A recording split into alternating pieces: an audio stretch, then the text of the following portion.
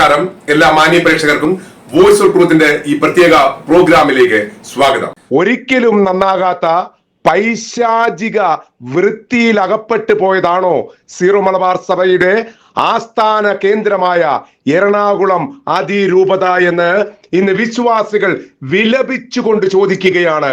കാരണം ഇവിടെ സഭയുടെ തലവനായിട്ടിരിക്കുന്ന മാർ തട്ടിലും എറണാകുളം അതിരൂപതയുടെ ചാർജ് വഹിക്കുന്ന മാർ പാമ്പ്ലാനിയും സാത്താൻ പ്രേരിത ബലിയർപ്പണത്തിന് കൂട്ടുനിൽക്കുകയാണോ എന്നാണ് വിശ്വാസികൾ ചോദിക്കുന്നത്. വിശ്വാസികൾ ഇവരെ അറിഞ്ഞു കുത്തി പ്രാകുകയാണ്. നീയൊക്കെ നശിച്ചു പോകത്തേയുള്ളൂ, നീയൊന്നും നന്നാകത്തില്ല എന്ന് വിശ്വാസികൾ പറയുമ്പോൾ നിങ്ങൾക്ക് ഈ മെത്രാൻ കുപ്പായം ഇട്ടുകൊണ്ടിരിക്കുവാൻ നാണമാകുന്നില്ലേ, ലജ്ജയാകുന്നില്ലേ?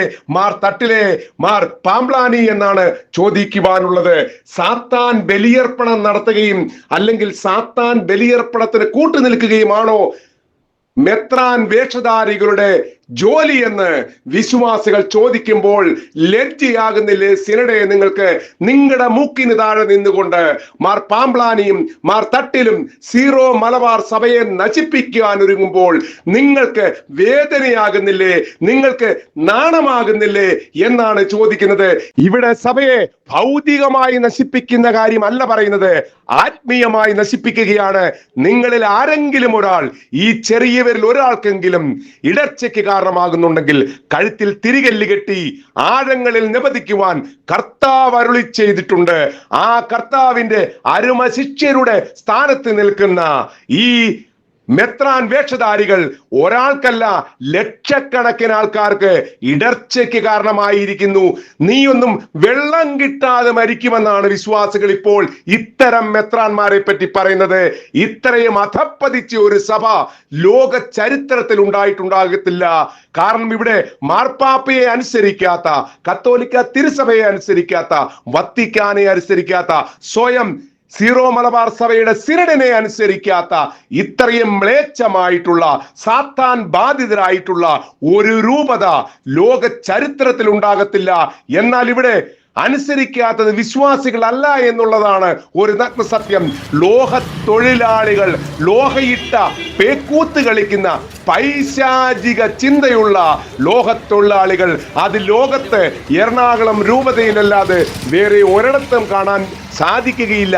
ഇവരെ ഭയപ്പെട്ടുകൊണ്ട് മാർ തട്ടിലും മാർ പാമ്പ്ലാനിയും കളിക്കുന്ന ഇത്രയും നീചമായിട്ടുള്ള, സഭയെ തകർക്കുവാൻ പര്യാപ്തമായിട്ടുള്ള, സഭയുടെ ആത്മീയത കുഴിച്ചു മൂടുന്ന പാമ്പ്ലാനിയും തട്ടിലും കാണിച്ച വേന്ദ്രത്തരം എന്താണെന്ന് ചോദിച്ചാൽ, ഇവിടെ ഇവരുണ്ടാക്കിയ സമവായം ഇവര് നടപ്പിലാക്കി വിശ്വാസികളെ ഇവര് വിഡ്ഢികളാക്കി തീർത്തിരിക്കുകയാണ്.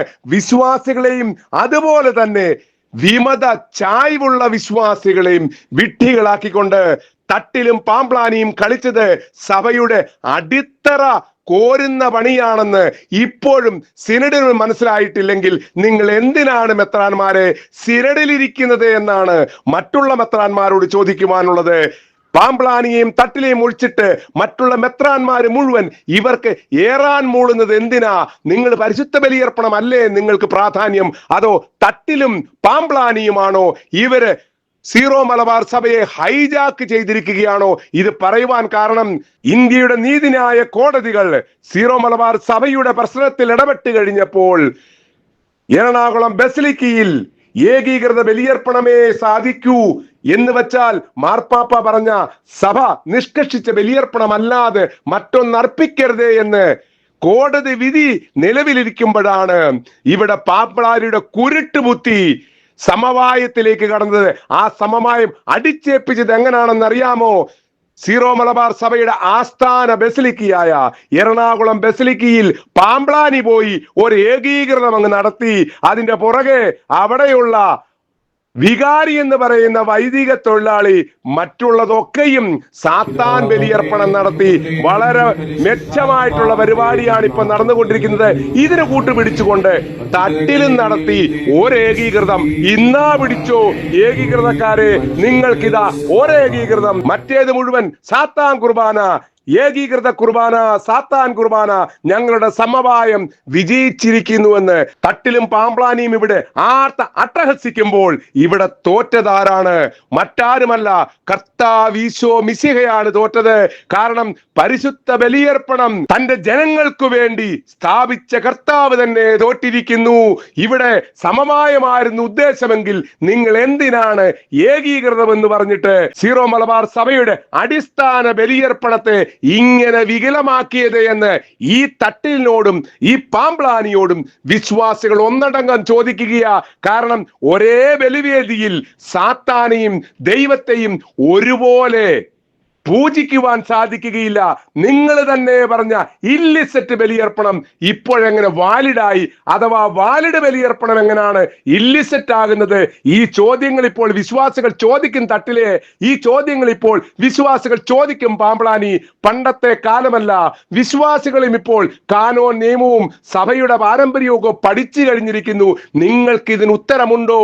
ഇങ്ങനെ വടിയും വാളും പിടിച്ചുകൊണ്ട് ഇങ്ങനെ അരപ്പട്ട ചുറ്റി നടന്ന് ഞങ്ങൾ മെത്രാന്മാരാണ്, മുത്തിക്കോ കൈ എന്ന് കൈനീട്ടി കൊടുക്കുമ്പോൾ നിങ്ങൾ മെത്രാന്മാരാകുന്നില്ല. നിങ്ങളെ വിശ്വാസികൾ ശപിച്ചു തള്ളിയതുപോലെ നീ ഒന്നും വെള്ളം കിട്ടാതെ മരിക്കുമടാ എന്ന് വിശ്വാസികൾ പറഞ്ഞതുപോലെ കർത്താവീശോ മിശിഹായും പറയുക, നീയൊന്നും വെള്ളം കിട്ടാതെ മരിച്ചു പോകും. സ്വർഗത്തിൽ നിനക്കൊന്നും ഇടയില്ല. പാതാളത്തിൽ അഗ്നിയുടെ നടുവിൽ വെന്തുരുവാൻ നിങ്ങളുടെയൊക്കെ ആത്മാവിനെ ഞാൻ ശപിച്ചു തള്ളുന്നു എന്ന് ഈ പറയുന്ന തട്ടിലിനോടും ഈ പറയുന്ന പാമ്പ്ലാനിയോടും ഒക്കെ കർത്താവ് പറയുന്നുണ്ടായിരിക്കാം. വിശ്വാസികൾക്ക് അതെങ്കിലും ഒരു ആശ്വാസമാകട്ടെ. ഏതായാലും ഇവരെ ശപിച്ചു തള്ളുന്ന വിശ്വാസികളെയും ഇവർ നടത്തുന്ന സാത്താൻ കുർബാനയും സമവായ കുർബാനയെ പറ്റി വിശ്വാസികൾ ചിന്തിക്കുന്നത് എന്താണെന്ന് നമുക്കൊന്ന് കേൾക്കാം. നന്ദി, നമസ്കാരം. അല്ല, വിശ്വാസികളൊക്കെ മണ്ണബുദ്ധികളും വിവരമില്ലാത്തവരും പഠിപ്പില്ലാത്തവരും ഇവര് മാത്രം എല്ലാത്തിനും അറിവുള്ളവര്. ഒരു പുതിയ പള്ളി വെഞ്ചിരിപ്പ് കർമ്മം നടത്തുമ്പോൾ കുർബാന ചെല്ലാൻ പറ്റാത്ത ഒരു പാമ്പ്ലാനി അതിനുശേഷം ഇപ്പോൾ വന്ന് തട്ടിൽ അവിടെ കുർബാന അർപ്പിക്കാൻ പോകുന്നു. എന്തൊക്കെ കോമഡിയാണ് കർത്താവേ. കത്തീഡ്രൽ ബസ്ലിക്കേനെ സാധാരണ പള്ളിയാക്കി താഴ്ത്തിക്കൊണ്ട് സമവായ വിഷം കുത്തിവെച്ച ഈ പിതാക്കന്മാർ അവസാന ദിവസങ്ങളിലൊന്നും വെള്ളം കുടിക്കാതെ മരിക്കും. അങ്ങനെയാണ് വിശ്വാസികളുടെ പ്രാർത്ഥന. എൻ്റെ പ്രാർത്ഥന അങ്ങനെയാണ്, ഇതിനൊന്നും വെള്ളം കുടിക്കാതെ മരിക്കും എന്നുള്ളതാണ്. ഇത്രമാത്രം ദ്രോഹം നമ്മുടെ സഭയ്ക്കും തമ്പുരാനുമെതിരെ ചെയ്ത ഇവര് മരിച്ചുപോയ ഫ്രാൻസിസ് മാർപ്പാപ്പയോട് വരെ ചെയ്യുന്ന തെറ്റല്ലേ ഇത്? ഇത്രയും നാളുകൾ അടഞ്ഞു കിടന്ന ഒരു പള്ളി, ആഭിചാര കുർബാനകളൊക്കെ നടത്തിയ പള്ളി, ഒരു കുർബാന, ആദ്യത്തെ കുർബാന, അതും സമവായം കുർബാന, ജന അഭിമുഖം. കർത്താവേ, ഇതെല്ലാം കാണുമ്പോൾ നമുക്കില്ല രണ്ടു പറഞ്ഞ കൊച്ചു പിള്ളേരോട് നമ്മൾ തമാശ പറയണ പോലെ കളിപ്പിക്കണ പോലെയുള്ളൂ. നമ്മളൊക്കെ മണ്ടന്മാരാന്ന് വിചാരിച്ചാണ് ഇവര്. മണ്ടന്മാര്. എല്ലാത്തിനും പരിഹാരമുണ്ട്, എല്ലാത്തിനും കിട്ടും. നമ്മുടെ പഴയ സഭാപിതാക്കളിൽ നിന്ന് വ്യത്യസ്തമായി സിനഡ് നമുക്ക് പകർന്നു നൽകുന്ന വലിയൊരു സന്ദേശമുണ്ട് ഇപ്പോൾ. അതായത് സംഘടിത ഗുണ്ടായിസം ഉണ്ടെങ്കിൽ, സംഘടിതമായി നിന്ന് നിങ്ങൾ സഭയെ എതിർക്കുകയാണെങ്കിൽ നിങ്ങൾക്ക് പലതും നേടിയെടുക്കാം. അത് വലിയൊരു സന്ദേശമാണ്. ഇപ്പോഴും അവര് വിചാരിച്ചിരിക്കുന്നത് സംഘടിത ഗുണ്ടകൾ ഇപ്പോഴും സജീവമാണെന്നാണ്. ഇനിയിപ്പോ സമാധാനം വന്നില്ലേ, ഇനിയിപ്പോ ഇംപ്ലിമെന്റ് ചെയ്താൽ പോരെ? ഇനിയിപ്പോ ഗുണ്ടായിസം എല്ലാം അവസാനിച്ചല്ലോ, ഞങ്ങൾ ഇംപ്ലിമെന്റ് ചെയ്ത് നോക്ക്. അടുത്ത ഗുണ്ടകൾ വീണ്ടും ഇറങ്ങുമെന്ന് നമുക്ക് നോക്കാമല്ലോ. പക്ഷെ ഷൈജു ആന്റണി കഴിഞ്ഞ ദിവസം പറഞ്ഞായിരുന്നല്ലോ, പുള്ളിക്ക് കഞ്ഞിക്കുള്ള വകയ്ക്ക് വേണ്ടി പുള്ളി ബിസിനസ്സിൽ ഫോക്കസ് ചെയ്യുന്നു എന്നൊരു ഏതോ ഒരു വീഡിയോ നമ്മൾ കണ്ടായിരുന്നു. അതുപോലെ അവര് മറ്റു പലതിലേക്ക് ഇപ്പൊ തിരിഞ്ഞു കാണും. സംഘടിത ഗുണ്ടായിസം നിർത്തിയിട്ടുണ്ട്. ഇനിയിപ്പോ എളുപ്പത്തിൽ ഇത് നടപ്പാക്കാവുന്നതേ ഉള്ളൂ. പക്ഷേ സാഹചര്യം വളരെ അനുകൂലമായാലും പാമ്പ്ലാനി സമ്മതിക്കില്ല. കാരണം പാമ്പ്ലാനി ഇഷ്ടം പോലെ കാശ് വാങ്ങിച്ചിട്ടുണ്ടാവും.